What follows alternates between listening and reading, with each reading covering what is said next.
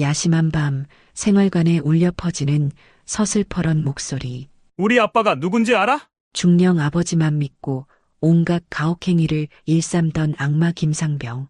그의 폭력에 절망의 나날을 보내던 박철수 이병. 그런데 어느 날 고요하던 부대에 벼랑간 원스타가 떴습니다. 과연 이등병과 원스타는 무슨 사이였을까요? 그리고 김상병은 어떤 최후를 맞이했을까요? 그 전에 잠깐 구독과 좋아요 먼저 꼭 눌러주시면 복 받으실 거예요. 그날 밤도 생활관의 공기는 무겁게 가라앉아 있었습니다. 자정을 넘긴 시간, 모두가 깊은 잠에 빠져 있어야 할 시간이지만 박철수 이병은 쉬이 잠들지 못하고 있었죠.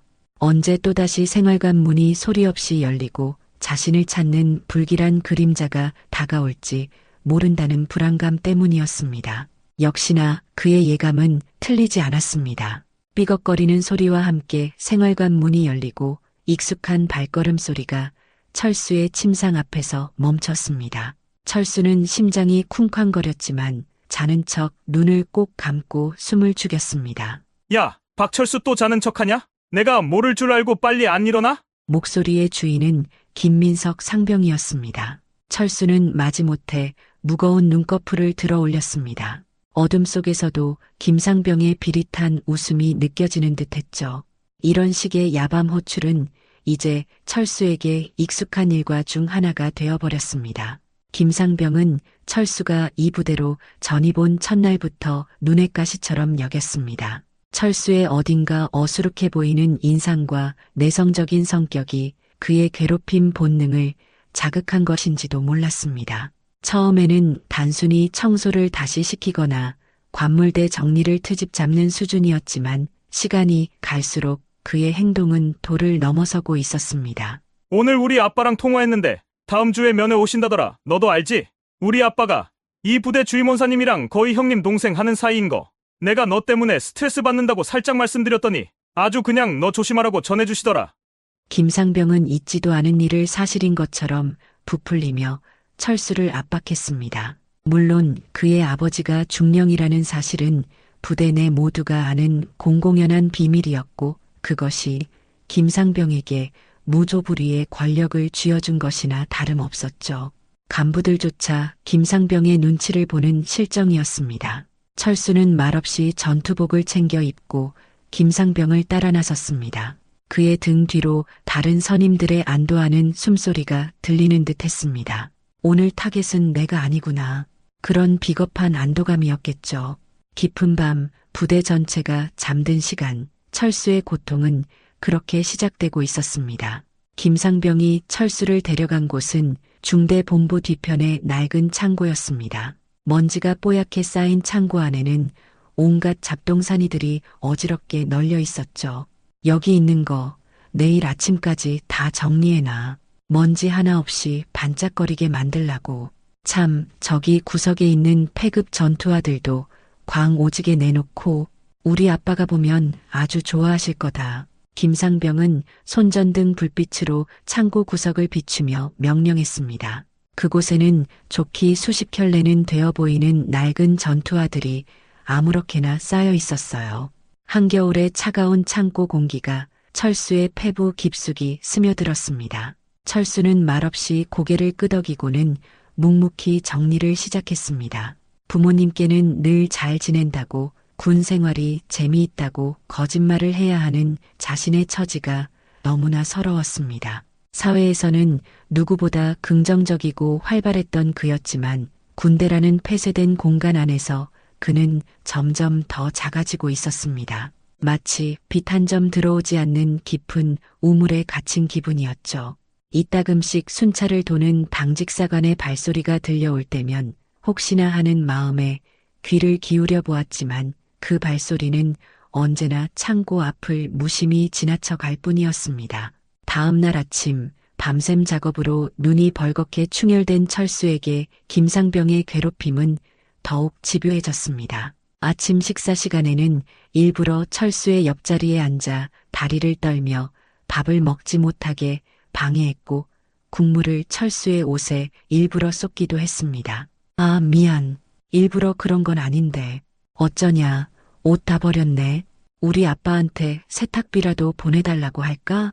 비아냥거리는 김상병의 목소리에 주변의 병사들이 키득거렸지만 철수는 그저 젖은 옷자락을 매만지며 고개를 숙일 뿐이었습니다.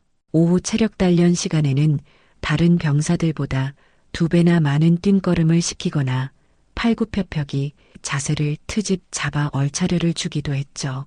해질녘 녹초가 된 철수를 생활관으로 불러들인 김상병은 더욱 가관이었습니다.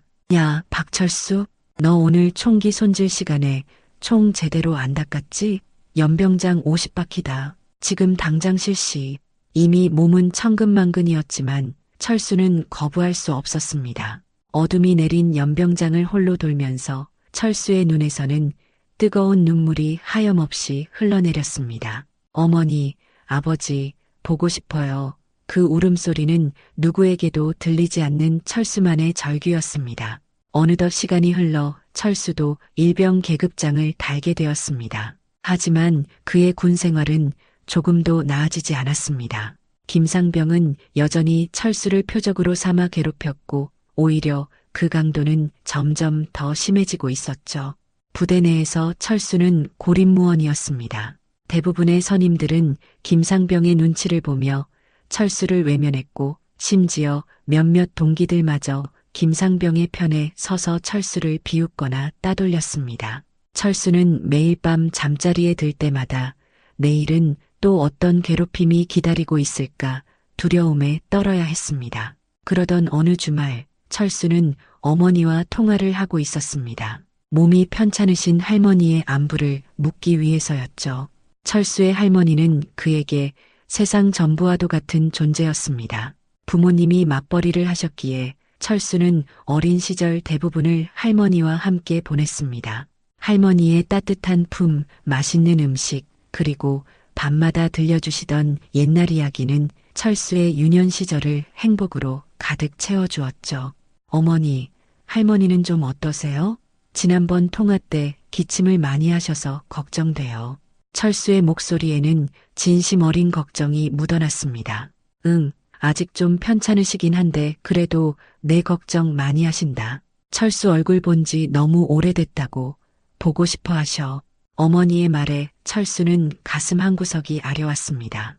당장이라도 달려가 할머니를 뵙고 싶었지만 그럴 수 없는 현실이 야속했죠. 통화를 마치고 생활관으로 돌아온 철수는 책상에 앉아 편지를 쓰기 시작했습니다. 사랑하는 할머니께 몸은 멀리 있지만 마음만은 늘 할머니 곁에 있다는 진심을 꾹꾹 눌러 담아 편지를 써내려갔습니다. 할머니와의 추억을 떠올리자 저절로 미소가 지어졌지만 동시에 눈가에는 촉촉한 이슬이 맺혔습니다. 편지를 거의 다 완성해갈 무렵 김상병이 생활관 문을 박차고 들어왔습니다. 그는 술에 취해 얼굴이 벌겋게 달아올라 있었고 비틀거리며 철수에게 다가왔습니다. 이 새끼 또 질질 짜면서 편지질이냐? 이번엔 또 누구한테 보내는 건데? 여자친구? 아니면 니네 할망구? 김상병은 철수의 책상 위에 놓인 편지를 발견하고는 거칠게 빼앗아 들었습니다. 아닙니다. 돌려주십시오. 철수가 다급하게 외쳤지만 김상병은 아랑곳하지 않고 편지를 펼쳐들었습니다. 어디 보자 사랑하는 할머니께. 요즘 부쩍 할머니 생각이 많이 납니다. 할머니가 해주시던 따뜻한 밥이 그립고 밤마다 들려주시던 옛날 이야기도 그립습니다. 부디 건강 잘 챙기시고 제가 휴가 나가면 제일 먼저 할머니 보러 갈게요. 그때까지 꼭 건강하셔야 해요. 사랑합니다, 할머니. 푸아, 이게 뭐야. 완전 심파소설이네. 야, 박철수, 너 작가해도 되겠다. 김상병은 배를 잡고 웃으며 편지 내용을 큰 소리로 읽어내려갔습니다. 생활관에 있던 다른 병사들도 하나둘씩 모여들어 김상병의 조롱에 동참하며 낄낄거렸습니다. 철수는 온몸의 피가 거꾸로 솟는 듯한 분노와 수치심을 느꼈습니다. 자신의 가장 소중한 마음이 가장 더러운 방식으로 짓밟히는 순간이었죠. 야, 박철수, 너네 할머니 보니까 얼마 못 사실 것 같은데 내가 특별히 우리 아버지한테 잘 말씀드려서 너 영창 대신 효도 휴가라도 보내줄까? 어때, 고맙냐? 우리 아빠가 누군지는 말 안 해도 알지? 이 부대 사단장님이랑 거의 뭐 술친구라니까. 김상병의 입에서 나온 말은 인간의 것이라고는 믿기 어려울 정도로 잔인하고 악독했습니다. 그 순간 철수의 머릿속에서 무언가가 끊어지는 소리가 들렸습니다. 그동안 억눌러왔던 모든 감정이 한꺼번에 폭발한 것이었죠. 철수는 자신도 모르게 자리에서 벌떡 일어나 김상병의 멱살을 움켜쥐었습니다. 지금 뭐라고 했습니까? 철수의 목소리는 분노로 가늘게 떨리고 있었지만 그 눈빛만큼은 전에 없이 이글거리고 있었습니다. 김상병은 갑작스러운 철수의 반항의 순간 당황한 듯 주춤했지만 이내 다시 악마와 같은 미소를 지으며 철수의 배를 걷어찼습니다. 이 새끼가 진짜 돌았나? 하늘 같은 선임한테 개기다니. 너 오늘 죽어볼래? 김상병의 무자비한 폭행이 시작되었습니다. 주먹과 발길질이 비오듯 철수에게 쏟아졌고 철수는 차가운 생활관 바닥에 아무렇게나 나뒹굴었습니다. 주변의 병사들은 마치 재미있는 구경거리라도 생긴 듯 환호성을 지르며 그 광경을 지켜볼 뿐 누구 하나 말리는 사람이 없었습니다. 철수는 온몸이 부서지는 듯한 고통 속에서도 이를 악물었습니다. 입안에서는 비릿한 피맛이 느껴졌고 눈앞은 흐릿해졌지만 그는 끝까지 신음소리 한 번 내지 않았습니다. 자신의 마지막 남은 자존심이었을지도 모릅니다. 한참 동안 폭행이 이어지고 김상병은 지쳤는지 거친 숨을 몰아쉬며 철수를 발로 툭툭 건드렸습니다. 꼴 좋다, 새끼야. 앞으로 또 까불면 그때는 진짜 죽는 줄 알아. 김상병은 침을 뱉고는 생활관을 나갔습니다. 그가 사라지고 나서야 몇몇 병사들이 마지못해 다가와 철수를 부축했지만 철수는 그들의 손길을 뿌리쳤습니다. 그는 아무도 없는 화장실로 기어가 차가운 물로 얼굴을 씻었습니다. 거울에 비친 자신의 모습은 처참하기 그지없었습니다. 터진 입술, 멍든 눈두덩이, 잔뜩 헝클어진 머리. 하지만 그의 눈빛만은 여전히 살아있었습니다. 그날 밤 철수는 차디찬 화장실 바닥에 주저앉아 소리 없이 울었습니다. 서러움과 분노 그리고 깊은 절망감이 그의 온몸을 휘감았습니다. 희미한 달빛만이 그의 처절한 눈물을 위로하듯 창문으로 스며들고 있었습니다. 이 지옥 같은 현실에서 벗어날 방법은 정말 없는 것일까요? 며칠이 흘렀지만 철수의 몸과 마음의 상처는 쉬이 아물지 않았습니다. 김상병의 폭행 이후 부대 내에서 철수의 입지는 더욱 좁아졌죠. 이전에는 그저 무시하거나 방관하던 선임들도 이제는 노골적으로 철수를 경멸하거나 비웃었습니다. 저놈 저거 김상병한테 한번 개겼다가 아주 작살났지 아마. 그러게 누가 까불래? 쥐뿔도 없는 놈이 말이야. 이런 수군거림이 철수의 귀에 끊임없이 들려왔지만 그는 아무런 대응도 할 수 없었습니다. 그저 모든 것을 체념한 듯 묵묵히 자신의 일만 할 뿐이었죠. 그러던 어느 날 철수와 같은 생활관을 쓰는 최민준 일병이 조심스럽게 철수에게 말을 걸어왔습니다.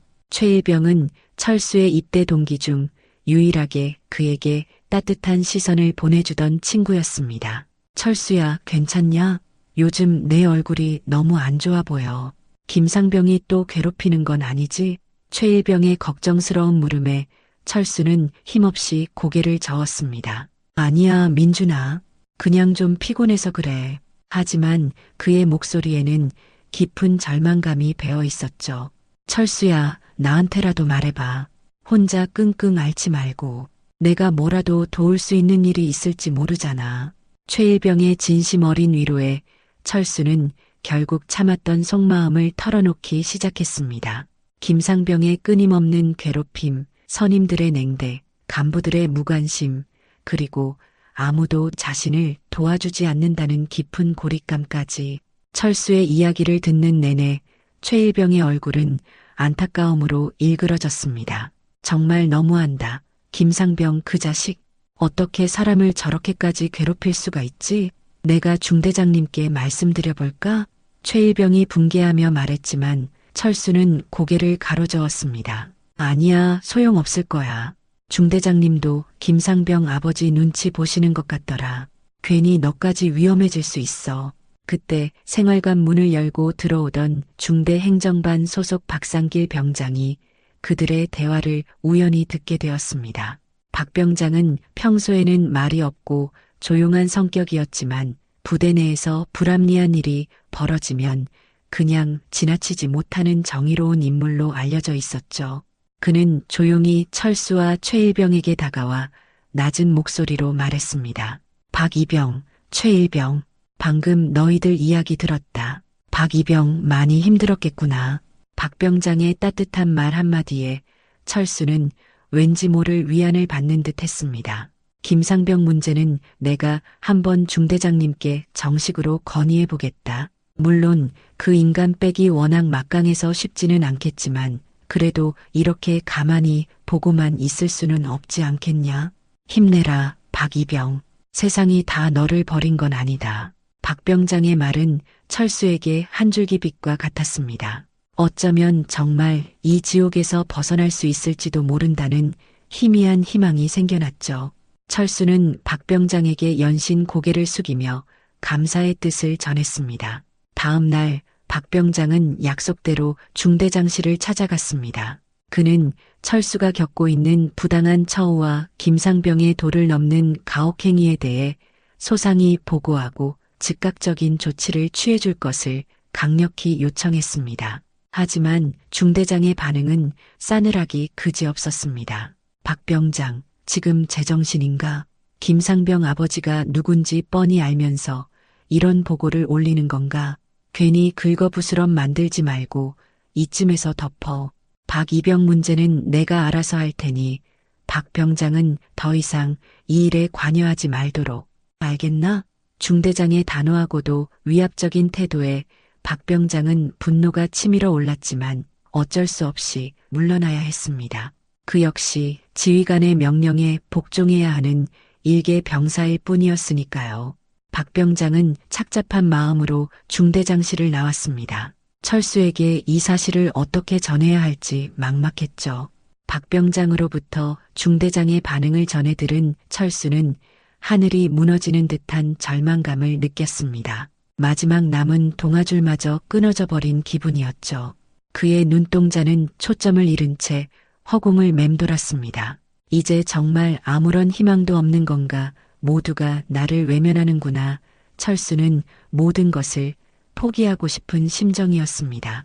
그렇게 며칠을 보내던 어느 날 밤 도저히 잠을 이룰 수 없었던 철수는 홀로 생활관을 빠져나와 부대 뒤편 한적한 벤치에 앉았습니다. 차가운 밤 공기가 그의 옷깃을 파고들었지만 그는 아무것도 느낄 수 없었어요. 그저 멍하니 밤하늘의 별들만 바라보고 있었죠. 그때 그의 주머니 속에 넣어두었던 휴대폰이 희미하게 진동했습니다. 아버지로부터 걸려온 전화였어요. 철수는 한참을 망설이다 떨리는 손으로 통화 버튼을 눌렀습니다. 여보세요. 아버지. 철수의 목소리는 물기에 젖어 있었습니다. 철수냐? 왜 이렇게 목소리에 힘이 없어? 너 혹시 무슨 일 있는 거냐? 수화기 너머로 들려오는 아버지의 걱정 가득한 음성에 철수는 그만 참았던 울음을 터뜨리고 말았습니다. 마치 어린아이가 된 것처럼 서럽게 울기 시작했죠. 아버지는 아무 말 없이 아들의 울음소리를 묵묵히 들어주었습니다. 한참을 울고 난 철수는 조금 진정이 되었는지 그동안 겪었던 일들을 하나씩 아버지에게 털어놓기 시작했습니다. 김상병의 지독한 괴롭힘, 선임들의 비겁한 방관, 그리고 간부들의 무책임한 외면까지 그의 이야기가 이어지는 동안 수화기 저편에서는 아버지의 낮고 깊은 한숨소리가 간간히 들려왔습니다. 철수는 아버지가 자신 때문에 얼마나 가슴 아파하실지 생각하니 또다시 눈물이 쏟아졌습니다. 모든 이야기를 마친 철수는 흐느끼며 말했습니다. 아버지, 저 너무 힘들어요. 정말 여기서 더는 못 버틸 것 같아요. 아버지는 한동안 아무런 말씀이 없으셨습니다. 깊은 침묵이 흐르고 철수는 아버지가 자신에게 실망하신 건 아닐까 하는 생각에 더욱 불안해졌습니다. 그때 수화기 너머로 아버지의 단호하면서도 따뜻한 목소리가 들려왔습니다. 철수야, 내 아들아.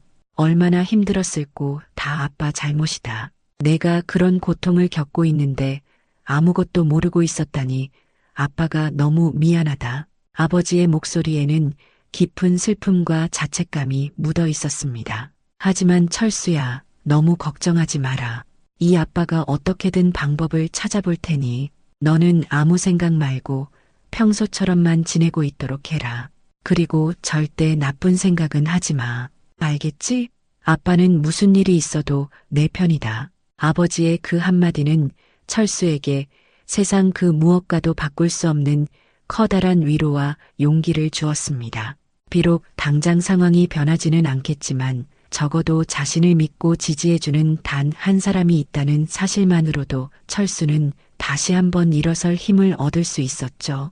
그날 밤 철수는 아주 오랜만에 악몽을 꾸지 않고 깊은 잠에 빠져들 수 있었습니다. 어쩌면 내일은 아주 조금이라도 다른 하루가 펼쳐질지도 모른다는 희미한 기대를 품은 채였습니다. 다음 날 새벽 철수는 평소보다 조금 일찍 눈을 떴습니다. 밤사이 아버지와 나눴던 대화 덕분인지 아니면 오랜만에 깊은 잠을 잔 덕분인지 몸과 마음이 한결 가벼워진 것을 느꼈죠. 하지만 어김없이 다가올 김상병의 괴롭힘을 생각하면 여전히 가슴 한구석이 답답해져 왔습니다. 오늘 하루는 또 어떻게 버텨야 하나. 철수가 침상에서 막 몸을 일으키려던 순간 생활관 전체에 날카로운 사이렌 소리와 함께 다급한 방송이 울려 퍼졌습니다. 현 시간부로 부대 전체의 실제 비상 상황 발령. 전 병력은 5분 내로 완전 군장 후 연병장으로 집합. 반복한다. 전 병력은 5분 내로 완전 군장 후 연병장으로 집합. 갑작스러운 비상 소집 명령의 생활관은 순식간에 벌집을 쑤셔놓은 듯 아수라장이 되었습니다. 병사들은 허둥지둥 전투복을 깨어입고 관물대에서 전투 장구리를 꺼내 착용하기 시작했죠. 여기저기서 고함 소리와 욕설이 터져나왔고 좁은 생활관은 그야말로 혼돈 그 자체였습니다. 철수도 당황했지만 최대한 침착하게 전투 장비를 챙기기 시작했습니다. 무슨 일이지? 혹시 간첩이라도 출연한 건가? 아니면 여러 가지 불길한 생각들이 그의 머릿속을 스쳐 지나갔습니다. 정신없이 완전 군장을 마치고 생활관을 뛰쳐나온 철수는 다른 병사들과 함께 연병장으로 달려갔습니다.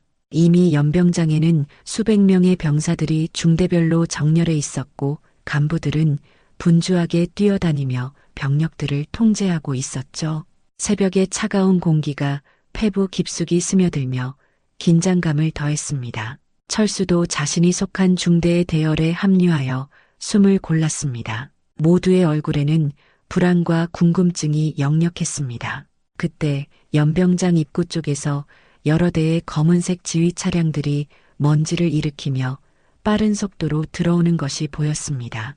그리고 그 차량들 중 가장 선두에 있던 차량에서 한 인물이 내렸습니다. 순간 연병장에 있던 모든 병사들과 간부들의 눈이 그에게로 쏠렸습니다. 철수 역시 마찬가지였죠.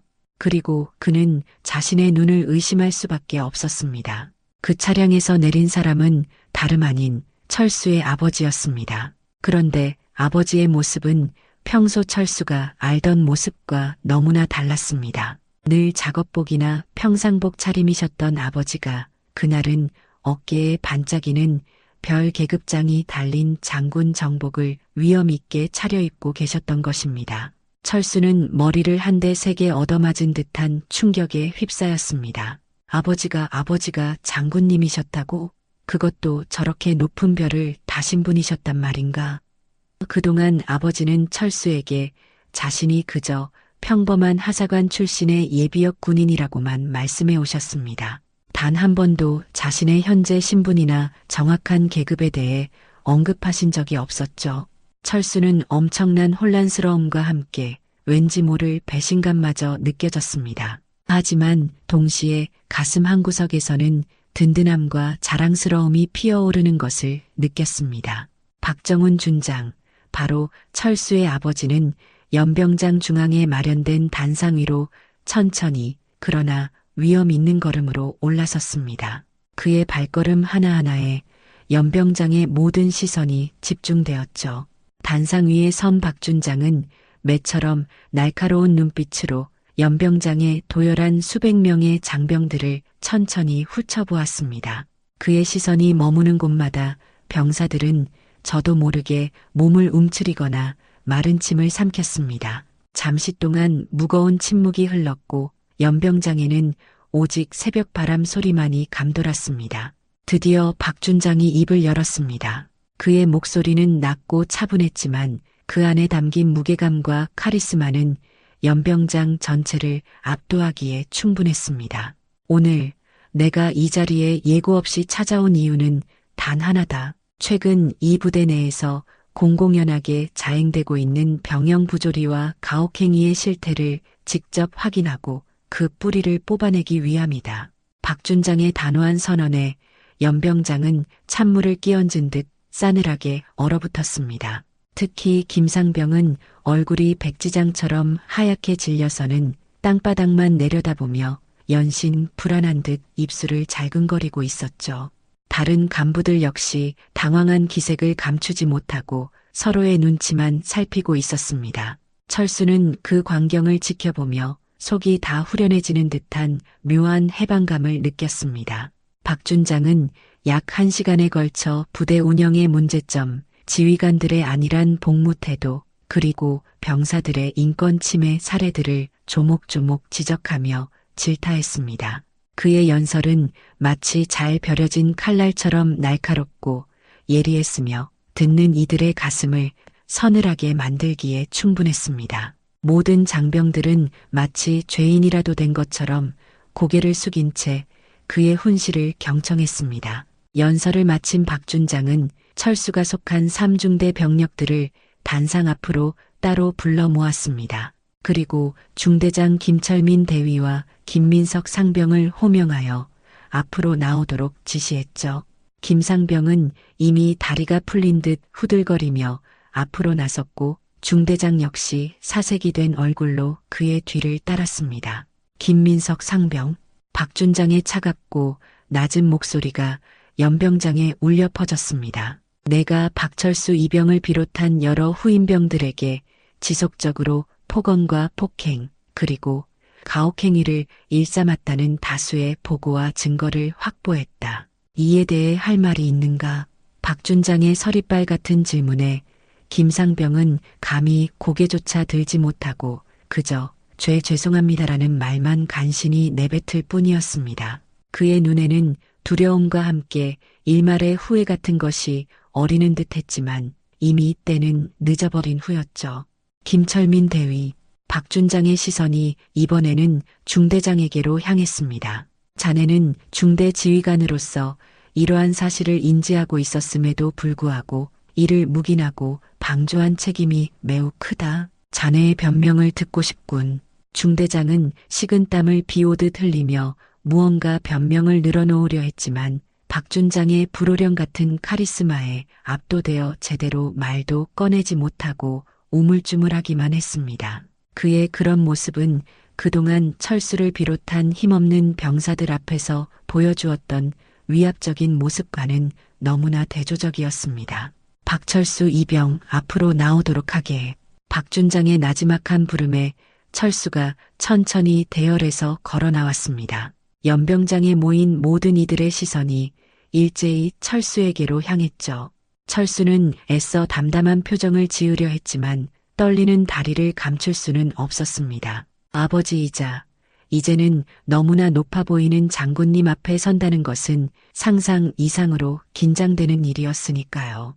아버지는 철수의 앞으로 다가와 그의 어깨를 힘주어 잡았습니다. 그리고 다른 사람들은 들을 수 없을 만큼 낮은 목소리로 하지만 너무나 따뜻하고 다정한 음성으로 속삭였습니다. 내 아들 철수야, 그동안 얼마나 힘들었느냐. 이 못난 아비가 너무 늦게 알아서 정말 미안하다. 이제 다 괜찮다. 이 아빠가 모든 것을 제자리로 돌려놓을 것이니 아무 걱정하지 말거라. 그 순간 철수는 더 이상 참지 못하고 뜨거운 눈물을 왈칵 쏟아내고 말았습니다. 그동안 가슴속에 응어리져 있던 모든 서름과 아픔, 그리고 외로움이 한꺼번에 터져 나온 것이었죠. 주변의 시선도 계급장도 그 무엇도 중요하지 않았습니다. 그는 그저 아버지의 넓고 따뜻한 품에 안겨 어린아이처럼 한참을 목 놓아 울었습니다.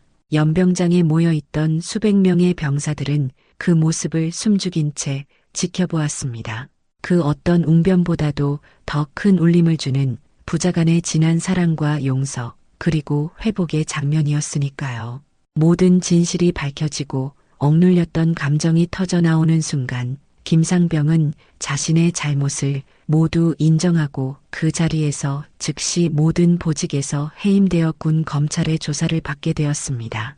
그의 아버지인 김영철 중령에게도 즉각 이 사실이 통보되었고 소식을 전해 들은 김중령은 즉시 부대로 달려와 아들의 어리석은 행동에 대해 박준장과 철수에게 머리 숙여 사죄하며 용서를 빌었다고 합니다. 중대장 김철민 대위 역시 지휘 태만과 직무유기의 책임을 물어 중징계를 피할 수 없게 되었죠. 썩어 빠진 권력에 대한 통쾌한 심판이 내려지는 순간이었습니다.